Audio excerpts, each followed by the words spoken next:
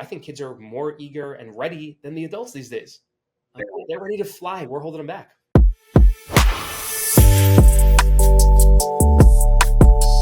Hey everyone, this is Kyle Wallgren, and yes, this is another episode of the Business of Education. Today our guest is Evn Schwartz, the founder and CEO of Beluga. Beluga is a digital platform that connects teachers and students around the world. They are operating right now in over 100 countries and bringing education to the people. Evn, thanks for giving me some time today and jumping on the show. Yeah, Kyle, appreciate it. And anything to push this industry forward, especially these days, we're all about it. So appreciate the feature today. Yeah, it's, I never thought in a million years that I'd get into EdTech. I didn't even graduate high school. So technology was not the path I was on. Education was definitely not the path I was on.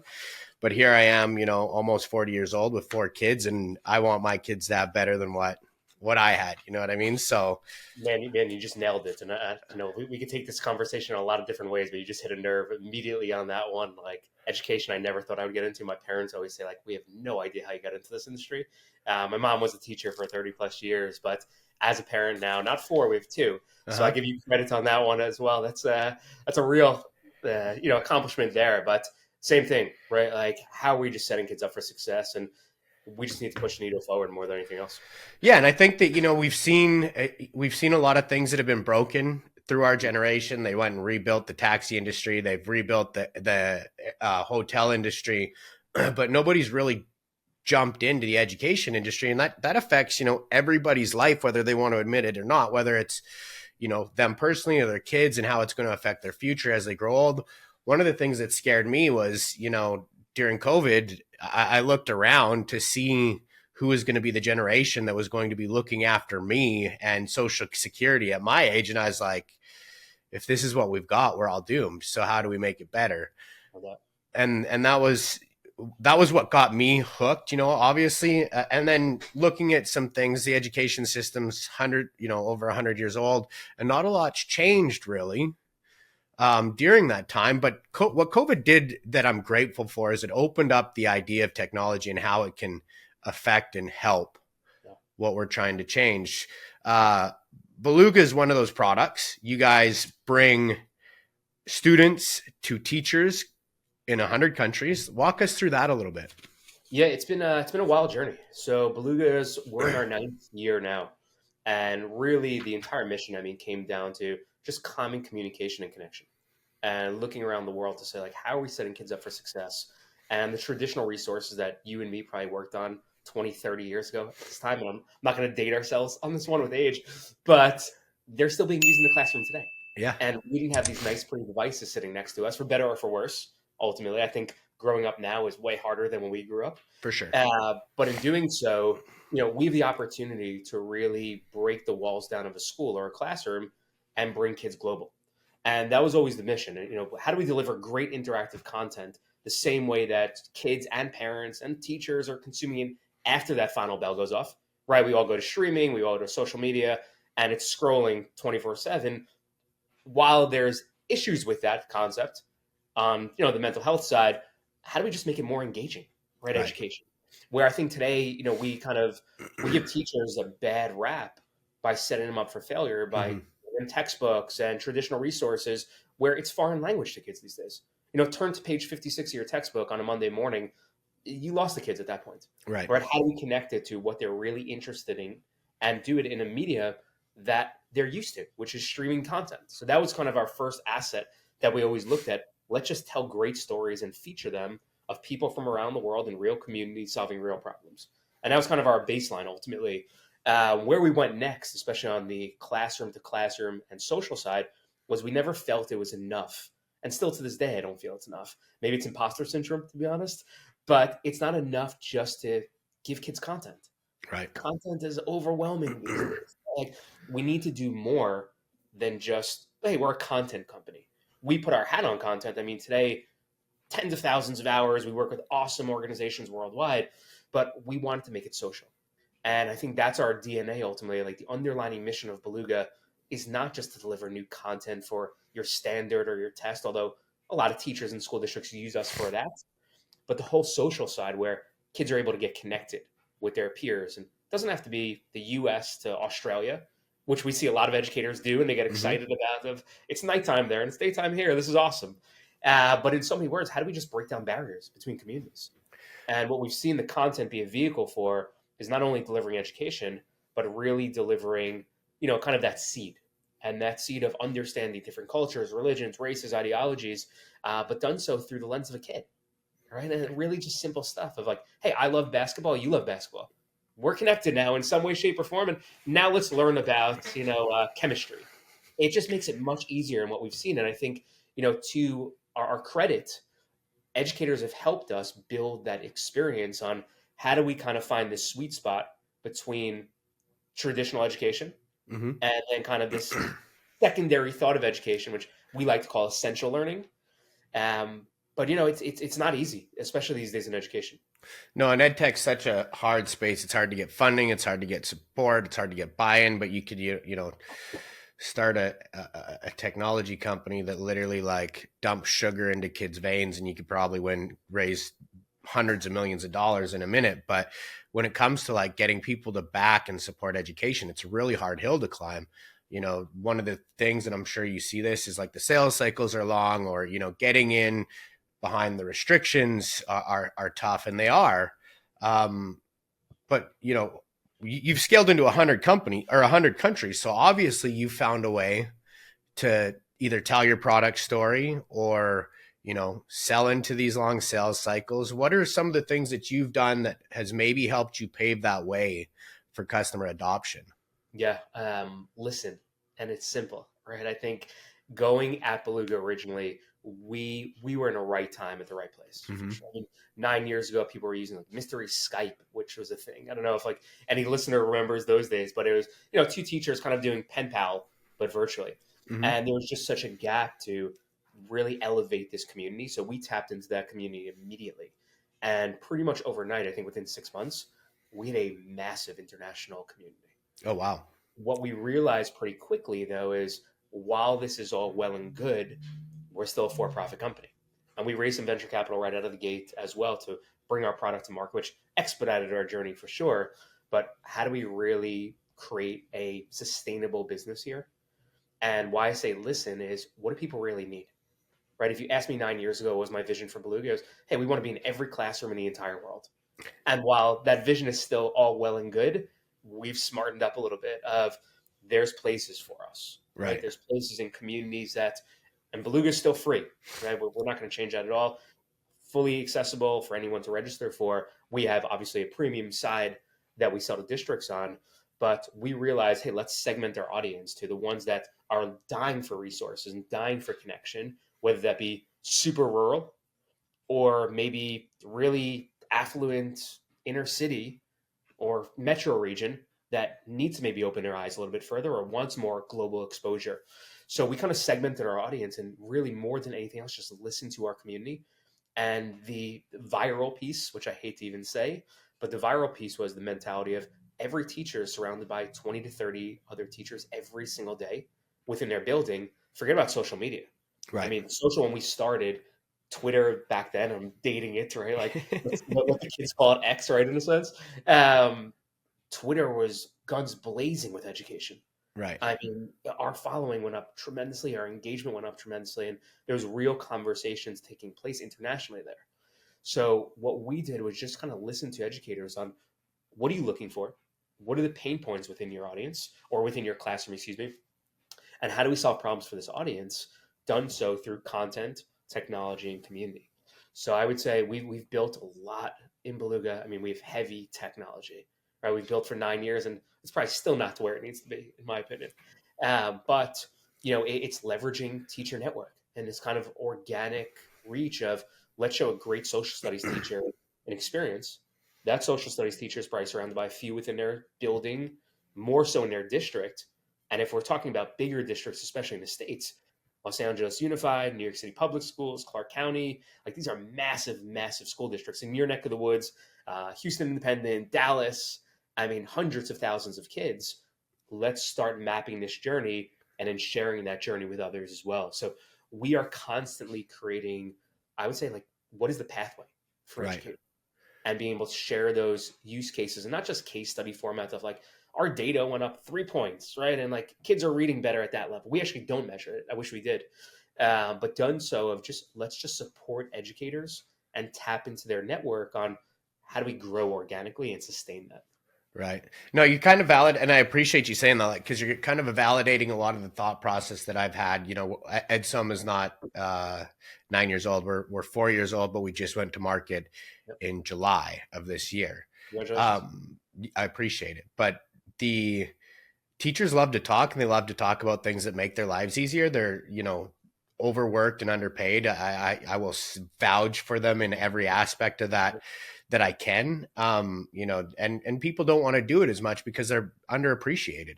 So helping them find tools that make their life easier.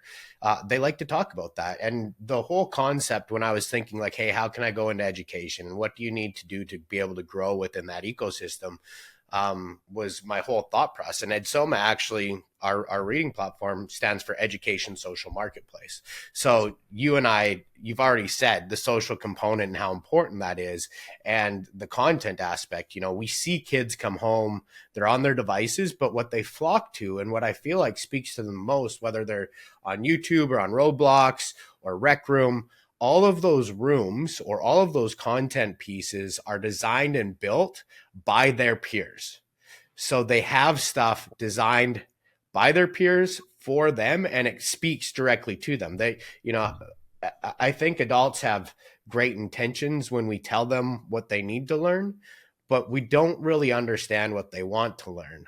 And that's the biggest gap, that we saw that where we try and fill. And that's the approach that we go. And it sounds like that's kind of the direction that you guys have taken as well. Yeah, no doubt about it. And I smile on it because this is a conversation we have with administrators almost every single day, right? Like, I think the most underrated term in education is curation. And that's something we really try to push is kids are going to Roblox or they're going to YouTube or they're going to TikTok in some cases or Vimeo, or like Twitch, and their journey is curated. Mm-hmm. And you could argue that the algorithms are harsh, which they are. There's no doubt. I'll be the first one to say it. We do screen time limits in my house, and me and my wife are both entrepreneurs, and we both own tech companies, right? Mm-hmm. So like we're still very big components of go outside, get dirty, touch grass, right? The whole nine on that end of it. But I think, this curation of what an experience looks like for learning. And in our day and age, learning had to happen between the hours of 7:30 and 3 o'clock, pretty much within a classroom. Like, sure, mom and dad were home after school and maybe you flipped on Mr. Rogers or reading Rainbow, right, in a sense. And like, that was your enrichment, quote unquote, and reading a book at night. Now that journey literally never ends, which we have to curate for kids. Otherwise, they're going down that black hole, which big tech and community, and we've saw it, I think, over the last few weeks, right, with the election and just things that were taking place of people don't trust this, right? Like, no, we have a really bad taste in our mouth of what technology and what experiences are online. So if we could start curating this journey for our kids and understand that learning happens anywhere from anyone, right? Like, the educator doesn't have to be the teacher for 30 years. And I'm not dumbing down educators at all. I love educators, but how do we learn from our peers? And right. If you look at what tools are accessible to kids these days, we're always trying to kind of tinker with our model to say, like, how do you give kids that pathway? I mean, we're living in the creator economy, ultimately. Right. And I love what you said there, the creator economy. I think that's the next big boom for sure. And 100%. People need to make sense of that. I also love how you said, you still send your kids outside. I think that I agree with what you're saying. Technology is going to be the way our kids learn and build their futures and probably the industries that they go in. But you can learn a lot from going out and learning how to change your bike tire. Yep. And those are real life skills. You know what I mean? Like, I would love to know which percentage today of kids between the ages of 8 and 14 years old can change their own bike tire, because I guarantee our generation could all do that. Well, man, I'll tell you, one of the things we saw that it's an alarming stat is that generation. So probably 8 to 17, I think it is the stat. They're spending about 7 hours on mobile a day. Mobile, not desktop. So if you think about that, I mean, I would hope they're, maybe sitting under a sunny tree, right? Like, and hanging out on the grass with a nice breeze, but like, that's a lot of screen time. And if it's productive, go for it, right? Like, I love seeing the 9-year-old YouTuber that is just freaking crushing it. Right? Yeah. Like, that is awesome. They have those core skill sets of forget about just editing, but they know how to storytell. They know how to market, right? They know how to edit and just document, which is a skill that every industry across the world will need today, 20 years, 30 years, 50 years from now. That's, I will hang my hat on that one. But I agree with you too. It's like, how do we just create these essential skills? I know I keep coming back to that word, but I think the concern, especially from the educator side and the parent side, I think even more so, is what are the skills that our kids are really getting in a traditional classroom setting today that they couldn't get, you know, pretty quick elsewhere? Right. And how do we enhance that? So communication, right? The connection pieces, just like those things that make people people. I think we need to get back to that. And it's funny, I'll have a plug right now for we have a nonprofit actually that Beluga and about 20 to 30 other education companies recently spun up. We're launching it over the next few weeks. We haven't announced that at all yet. But the whole concept is all about humanizing education. And how Oh, do we wow. get back to that concept of let's just make better people, right? Like we're all trying to do this. There's no one saying, I want that kid to be worse, right? Like Nobody. he's attending my class. I really, really want him to fail. Like, how do we just get back to that point or segment to say, let's just all work together. Let's understand where our kids are going. Let's bring this divide closer and let's empower these kids with the world ahead of them. And as adults, I love what you said too. It's like, I think kids are more eager and ready than the adults these days. They are. They're ready to fly. We're holding them back. To add to that, I think it's more work for the parents to be creatively involved in that success. And I'll give you an example. My oldest son, he's 11. We have him in flag football, typical Texans. And he's amazing at it. And I want him outside playing. What I want him to do, and the way that I grew up is and I think that you know this at being an entrepreneur, when you find something that is working, study that to make it better, right? And as kids, as athletes, we'd go in and watch hockey or football, and we'd watch our favorite players, and we'd see how they do things, and we'd copy them, and that would add value to our performance. Now, kids don't necessarily do that as much. To get your kids to watch, a football game with you is almost painful. But I felt like we were losing that, and I knew that my son loved being on devices, so I encouraged him to help build a sports card company with me. Love it. Where he gets to go in on Sundays. We do it on Sundays during football and do a live stream on sports collections. He loves the idea of engaging with an audience and talking about sports, but that's how I get him to pay attention to those professional athletes, is so he can come and engage with it on a device of content creation. And that's where he really wants to be. But in doing that, he's focusing and learning about the sport that he can excel in. Does that make sense? I love that so much. One is like a kid growing up as like a sports card junkie back in the day. I love it. You're seeing like the rise of that again. So I will definitely be tuning in on that. But I feel the exact same way, right? Like my son actually loves sports right now. And he's a little guy, but like watching the World Series, we're big Yankee household. I'm not going to get too deep into it because it's a sore subject for us. But he's sitting there watching it. But it's because he loves baseball ultimately right now. Right. And like, I think that you're doing that's brilliant. And how do we bring that back to the classroom is it's that curiosity-based learning approach, right? So you figured out what works for your kid, which is amazing. These days, it's almost impossible for teachers to do that because the classroom size so going many. from 22 to 23, now it's maybe 28 to 33. Literally impossible. I don't know how teachers taught 22 kids at a time. And now you have multiple languages spoken in classrooms, major migrant influx. It's very, very difficult being an educator these days, right? Like they are not trained for this. Forget about the social emotional learning stuff that we don't even have to get into that side of it. But there's a whole ball of wax that teachers were never trained for ultimately. How do we figure that out of what makes our kid spark ultimately? And how do you then pack in those essential skills? So what you're doing with him is research, right? Marketing, communication, storytelling. Right. I don't know what he's doing on the video side of it, but like he found the passion and you could build a career off that. I'm not saying that's necessarily where he wants to go, but you found that something. And more than anything, you now have that common connection. Right? Well, and then he gets, like you said, he gets to learn the journey where, so many kids, one summer, I think it was 2 summers ago, all our kids wanted to be YouTubers.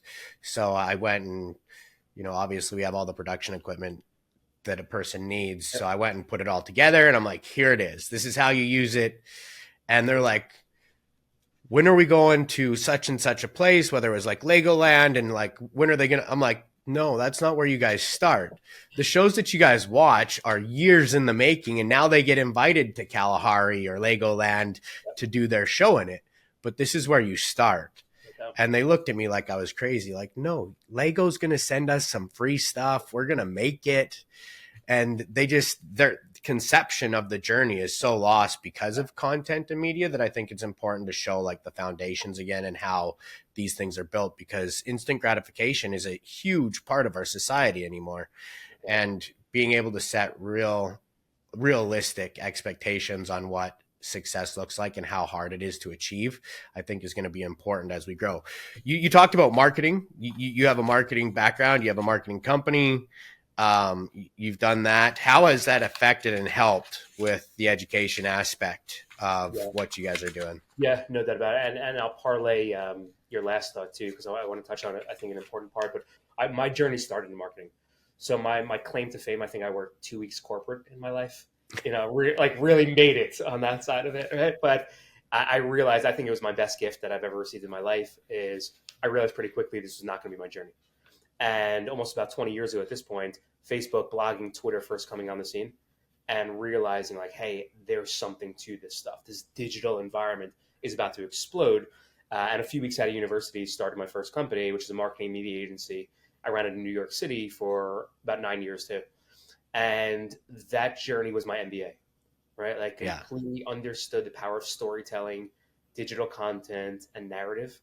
And I think that has shaped the entire journey on my side to be, how are we relating to people and providing experiences, that are really going to hit home, instead of just let's throw, a company out there and hope for the best, really critical of what is the narrative that we're creating in markets. How do we continuously stay top of mind in a society where attention span is 5 seconds for everyone, and there's more advertisements? I saw something today is like, people see 10,000 ads a day, like from driving their car to online. That's outrageous to think about. How do you stay top of mind and make yourself not a nice to have, but a necessity? Right. And that's always going through my mind in marketing. And one of the other things I think you mentioned, that kind of instant gratification on that side too. In marketing, I've hit a ton of landmines in my career, right? Like, we have some nice analytics now of Beluga's global, but I have failed constantly, right? And I think that's one of the other things from any entrepreneur you see.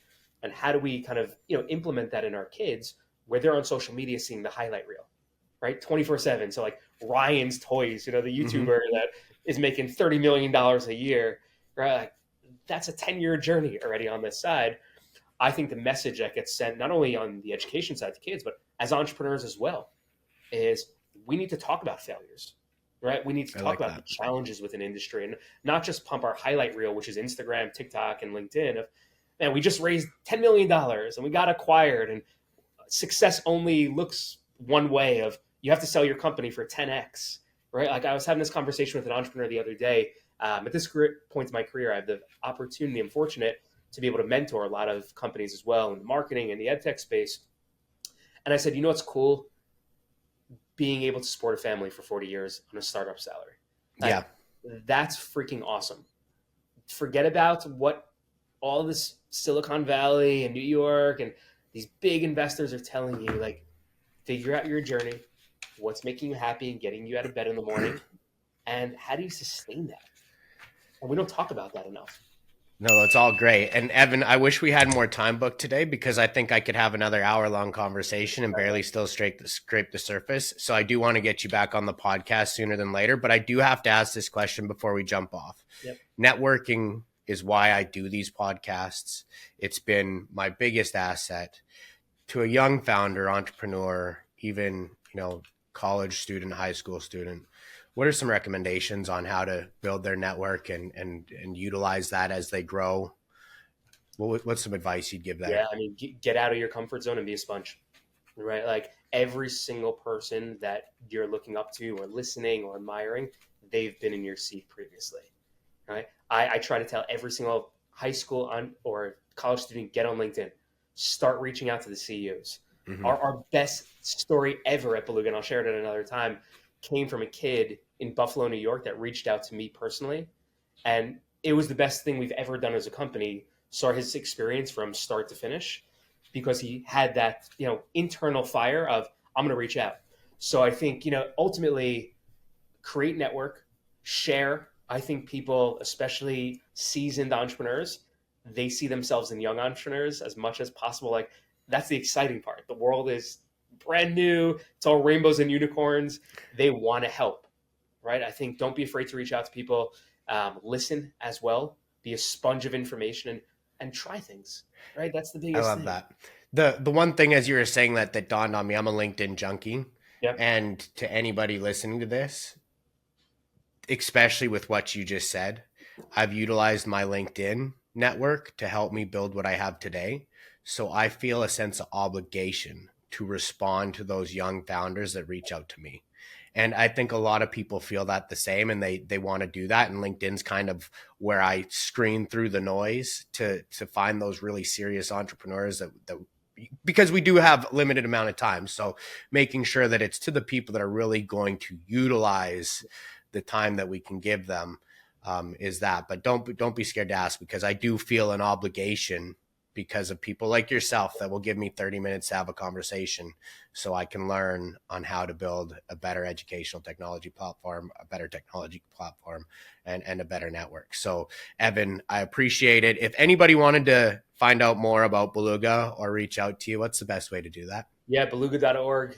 Registration is free, so check it out. You can reach me. My email, evan@beluga.org. Not too hard to find. I'm pretty active on LinkedIn, Twitter a little bit as well, just at Evn Schwartz. And, reach out. Let's have a conversation. Yeah, and I'm going to have my team set up a call with you to follow up on this, because I do want to learn about the nonprofit. I do think that EdTech needs a voice, and if there's any way that we can help doing that, I want to be involved in that. And I just think it's so important to get these intelligent people that are building amazing products in front of the people that need them, because EdTech can change the way our kids learn, and Yep. we can make a better place. So. Yep. Kyle, I appreciate it. Thank you so much for jumping on, Evin, and we'll be in touch really soon. Well, buddy. Talk soon.